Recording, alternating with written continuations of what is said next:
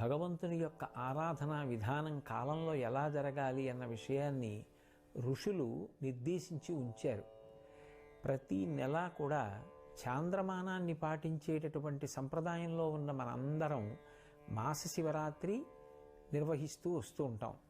ఒక నెలలో చేసేటటువంటి శివరాత్రి మాస శివరాత్రి అయితే, ఒక సంవత్సరంలో చేసేటటువంటి శివరాత్రి మహాశివరాత్రి. ప్రతి నెల కూడా కృష్ణపక్షంలో అమావాస్య తిథికి ముందు వచ్చేటటువంటి చతుర్దశి రాత్రి అంటే అర్ధరాత్రి వరకు పరివ్యాప్తమైతే దాన్ని మాస శివరాత్రి అని పిలుస్తారు.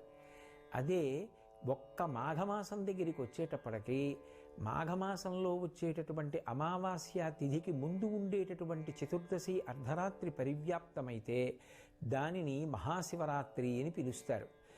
ఇవి రెండు రాత్రి సంబంధంగా ఉంటాయి. కారణం